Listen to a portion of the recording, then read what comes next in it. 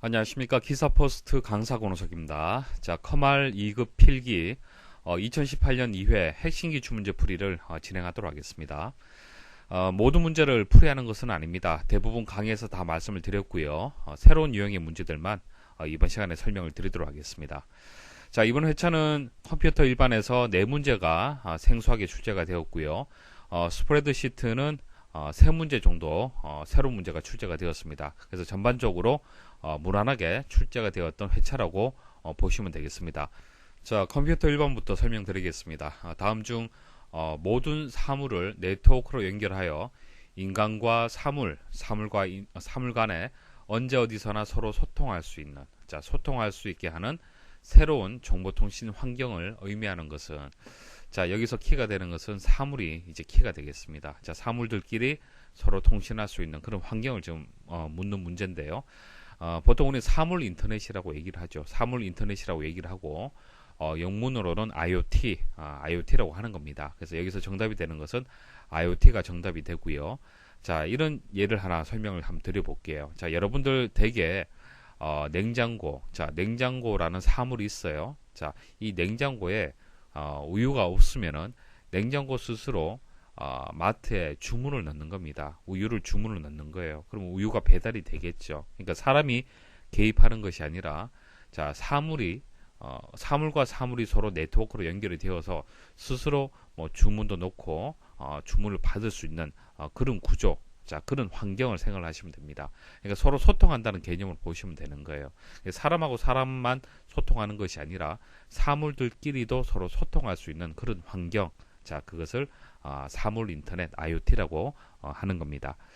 자, 나머지 보기도 한번 보도록 할게요. 자, 클라우드 컴퓨팅. 자, 클라우드가 이제 구름을 뜻하는데 여기서는 인터넷, 자, 인터넷을 생각하시면 됩니다. 그래서 인터넷 기반의 컴퓨터 기술, 자, 그렇게 해석을 하시면 되는 거예요. 여러분들이 사용하고 있는 IT 기기들이 상당히 많습니다. 회사에서도 사용을 하고, 여러분들 댁에서도 사용을 하고, 외부에서도 사용을 하죠. 뭐 스마트폰, 노트북, 데스크탑, 자, 여러 가지 IT 기기들을 이용을 하는데요. 만일 A라는 프로그램을 여러분들이 자주 사용을 하고 있어요. 그러면 A라는 프로그램을 여기도 설치하고, 여기도 설치하고, 여기도 설치하는 그런 환경이 아니고요.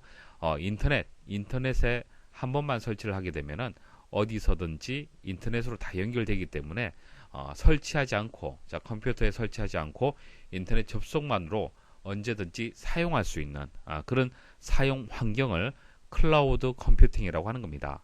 개념 아시겠죠? 자, RSS.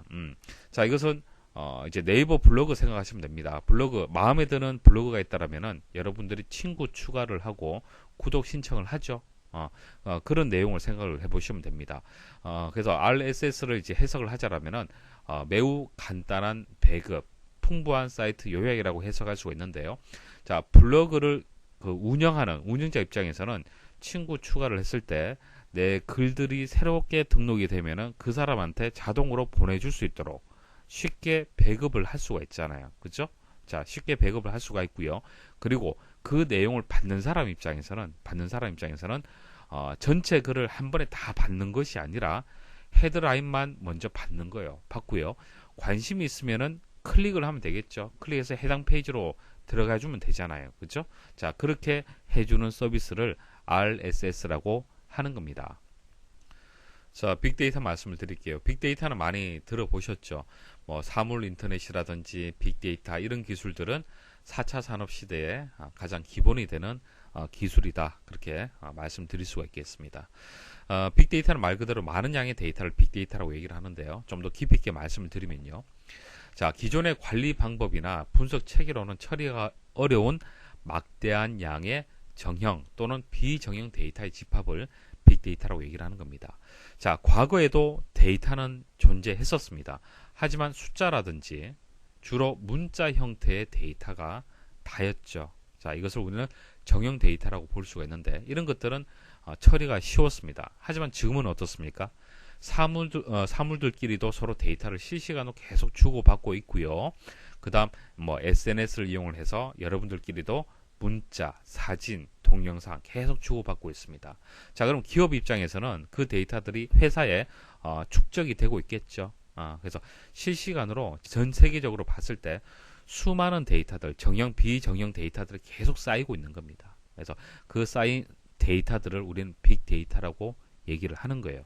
자, 그럼 빅데이터가 왜 중요하냐? 자, 빅데이터가 돈이 되기 때문에 그런 거예요. 자, 기업이나 정부, 포털 등이 빅데이터를 효과적으로 분석함으로써 미래를 예측해 최적의 대응 방향을 찾고요. 이를 수익으로 연결해서 새로운 가치를 창출할 수가 있기 때문에 그렇습니다. 데이터가 돈이 된다는 얘기예요. 예를 들어서 이런 거죠. 자, 야간버스 노선을 결정을 한다. 자, 서울에 야간버스 노선을 결정을 해야 돼요. 바꿔줘야 됩니다. 문제가 있어서. 그러면은 예전 같은 경우에는 관련 전문가들이 몇 사람이 모여서 테이블에서 결정을 했을 겁니다. 하지만 지금은 빅데이터를 잘 분석을 한다라면은 효과적인 결론을 도출할 수가 있을 겁니다. 예를 들어서 그 시간대에 카드 사용 위치, 카드 사용 건수, 그리고 스마트폰 사용 위치라든지 뭐 건수라든지 이런 시간대별로 해서 분석한 데이터가 있다라면은 아무래도 카드 사용을 많이 하고 스마트폰을 많이 사용했다는 얘기는 그만큼 그 위치에 그 시간대에 사람이 많다는 뜻이죠. 그러면 야간 버스를 이용할 가능성이 더 높다는 얘기입니다. 이런 것들을 분석을 하게 되면은 좀 더 효과적인 결과를 도출할 수가 있을 겁니다. 자, 이런 것이 하나의 예시가 될 겁니다. 그래서 빅데이터 용어 하나 기억을 하시고요. 자, 다음 문제 보도록 하죠. 다음 중 인터넷에서 사용하는 FTP 프로토콜에 관한 설명으로 옳지 않은 것은?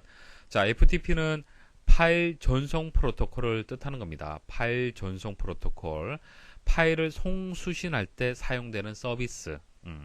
자, 그것을 FTP라고 얘기를 하는데 한번 보기 보도록 하죠. 자, 1번에 FTP 서비스를 사용하기 위해서는 일반적으로 해당 사이트의 계정을 가지고 있어야 된다. 여러분들이 네이버에 계정이 있어야만 네이버 메일을 이용할 수 있듯이 FTP 서비스도 마찬가지입니다. 자, FTP 서비스를 제공하는 서버가 있을 거고요. 이 서버에 사용자가 접속을 하려면은 아무나 접속해서 이용하는 것이 아니라 계정이 있어야 됩니다. 그래서 1번은 맞는 설명이고요. 자, 2번 파일의 업로드, 다운로드, 삭제, 이름 변경 등의 작업을 할 수 있다. 가능하죠. 기본적으로 업로드 뭐 당연히 가능해야 되고요. 여러분들이 올린 파일들 삭제 혹은 이름 변경 가능합니다. 자, FTP 서버에 있는 응용 프로그램들을 실행할 수 있다. 자, 이거 주의를 하셔야 되는데 파일을 송수신하는 서비스가 되는 겁니다. 바로 실행할 수는 없어요. 서버에 접속을 해서 바로 프로그램을 실행하는 것이 아니라 일단 다운로드 받아서 클라이언트에서, 그러니까 여러분들 PC에서 실행을 해야 돼요. 여러분들 PC에서 실행을 하는 겁니다. 그래서 이 설명이 틀렸죠. 서버에 있는 응용 프로그램을 실행할 수 있는 것이 아니라 다운로드 받고 실행을 해야 된다. 그렇게 설명을 해야 되는 겁니다. 그래서 3번이 정답이 되고요. 4번 데이터 전송을 위해서 바이너리 모드와 ASCII 모드를 제공한다. 뭐 이런 게 있다는 정도 여러분들 아시면 됩니다. 자세히 아실 필요는 없습니다. 다음 중 컴퓨터의 문자 표현 코드인 ASCII 코드의 특징으로 옳은 것은? 자, 1번 BCD 코드를 확장한 코드로. 자, 이거 ASCII 코드에 대한 설명이 아니죠. FCD 코드에 대한 설명이 되는 겁니다. 그래서 1번은 틀렸고요.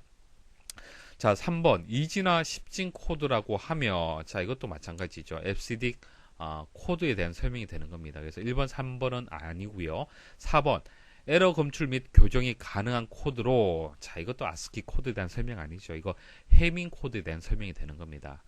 그래서 2번 보시면은 확장 ASCII 코드는, 자, ASCII 코드는 7비트죠. 7비트인데 확장 ASCII 코드는 8비트가 맞습니다. 그래서 8비트를 사용을 해서 256가지의 문자를 표현한다. 이거 맞는 설명이 되겠습니다. 그래서 2번이 정답이다. 그렇게 기억을 하시면 되겠습니다. 자, 확장 ASCII 코드는 ASCII 코드로 표현할 수 있는 문자들 외에 부가적인 문자를 지원해야 될 필요성이 있어 기존 7비트에서 1비트를 보충해서 이제 만든 그런 문자 표현 코드가 되겠습니다. 다음 중 윈도우즈의 네트워크 및 공유 센터에서 고급 공유 설정 옵션에 해당하지 않는 것은? 자, 네트워크 및 공유 센터에 가게 되면은 고급 공유 설정이라는 옵션이 있습니다. 한번 보여드릴게요. 자, 제어판에 들어오게 되면은, 자, 네트워크 및 공유 센터라고 있습니다. 자, 들어가시면은 고급 공유 설정 변경이라고 있죠.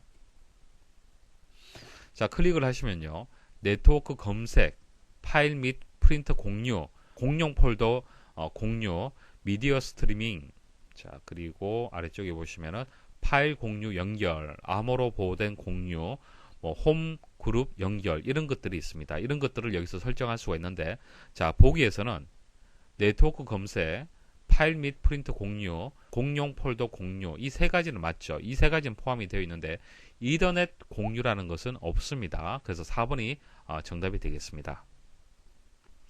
스프레드시트 일반 과목 시작하도록 하겠습니다. 다음 중 셀 서식의 표시 형식에 대한 설명으로 옳지 않은 것은, 일반 형식으로 지정된 셀에 열 너비보다 긴 소수가 이와 같이 이제 입력이 되는 경우 셀의 너비에 맞춰 반올림한 값으로 표시된다.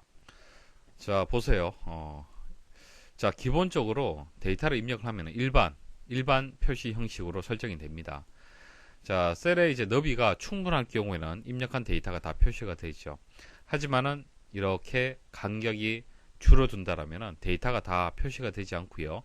0.12345 6, 7, 8, 9가 아니라 이제 여기 6에서 반올림이 되는 거죠. 반올림이 되어서 5가 이제 6이 된 겁니다. 2번 통화 형식은 숫자와 함께 기본 통화 기호가 셀의 왼쪽 끝에 표시되며 통화 기호의 표시 여부를 선택할 수 있다. 자, 여기서 틀린 부분이 셀의 왼쪽 끝에 표시된다는 것이 잘못되었습니다. 우리가 원 기호를 붙여서 숫자를 표현할 수 있는 방법이 통화 그리고 회계가 있습니다. 자, 통화 같은 경우에는 숫자하고 이 통화 기호가 바로 붙어서 이렇게 표시가 되고요. 회계 같은 경우에 셀의 왼쪽 끝에 이렇게 표시가 됩니다. 그래서 이 부분은 회계에 대한 설명이지 통화에 대한 설명이 아니죠. 잘못된 설명이 되겠습니다. 자, 3번 회계 형식은 음수의 표시 형식을 별도로 지정할 수 없고 입력된 값이 0인 경우 하이픈으로 표시된다. 자, 비교해서 한번 말씀드려 볼게요. 자, 통화 같은 경우 데이터가 0이면은 이렇게 0 표시가 됩니다. 하지만 회계 같은 경우에는 하이픈으로 이렇게 표시가 되죠. 그래서 맞는 설명이 되는 겁니다. 그리고 통화 같은 경우에는 음수를 별도로 지정할 수 있죠. 하지만은 회계는요, 음수를 별도로 지정할 수가 없습니다. 그래서 3번은 맞는 설명이 되겠습니다. 자, 4번 숫자 형식은 음수의 표시 형식을 빨간색으로 지정할 수 있다. 뭐 가장 기본적인 내용인데 숫자 같은 경우에 음수일 경우에는 이렇게 빨간색으로 색깔을 지정을 할 수가 있습니다. 다음 중 페이지 레이아웃 보기 상태에서 머리글 바닥글 작업에 대한 설명으로 옳지 않은 것은, 자, 페이지 레이아웃 보기 상태에서 머리글과 바닥글을 작업하기 위해서는 머리글 바닥글 도구의 디자인에 가야 됩니다. 자, 보기에 가서 페이지 레이아웃 보기로 변경을 하도록 하겠습니다. 자, 이렇게 변경하게 되면은 자, 머리글 부분이 있고요. 자, 바닥글 부분이 있습니다.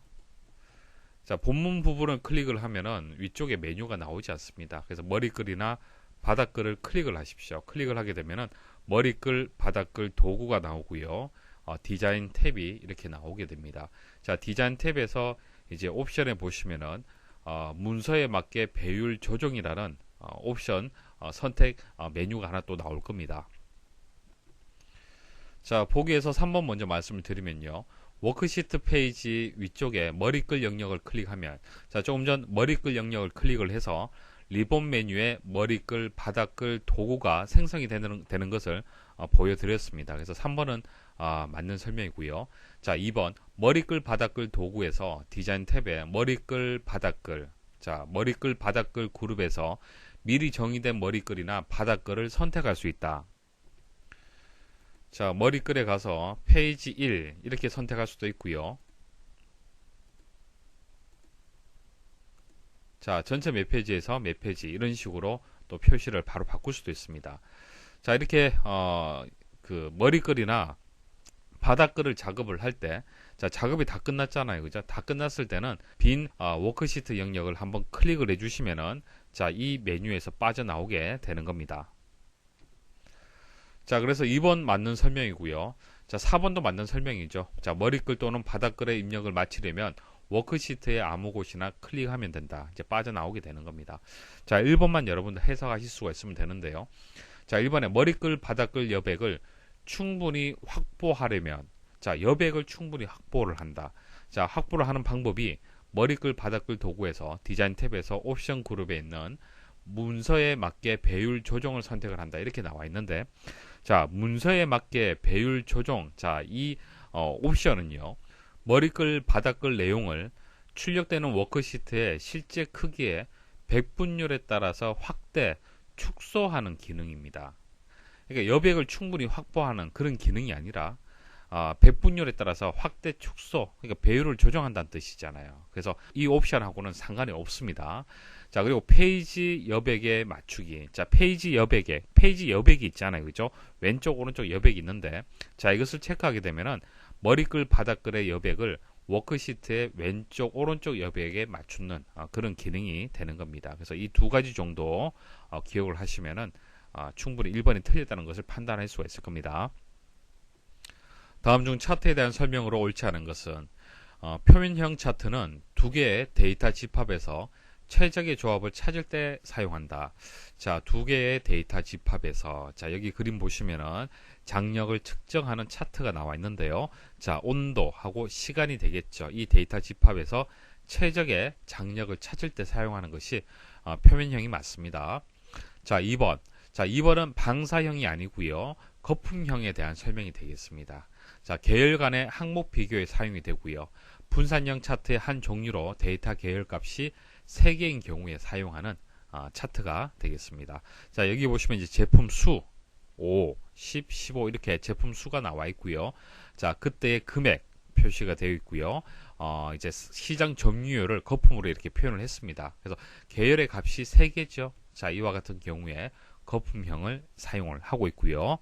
자, 그리고 3번 분산형. 분산형은 데이터의 불규칙적인 간격이나 묶음을 보여주는 것으로 주로 과학이나 광역 데이터 분석에 사용이 된다. 자, 키워드 하나 기억을 하시면 되고, 자, 이중축 같은 경우에는 값의 차이가 큰 경우에 데이터 계열의 값과 현저하게 차이가 이제 나거나 데이터의 단위가 다른 경우에, 자, 그때는 축 하나만 가지고는 차트를 만들 수가 없죠. 그래서 축을 2개를 만드는 겁니다. 축을 2개를 만들어서 각각의 데이터 계열의 값에 맞도록 그렇게 만드는 차트 형태가 되겠습니다. 그래서 2번이 정답이 되겠습니다. 자, 여기까지 해서 설명을 마치도록 하겠습니다. 수고하셨습니다.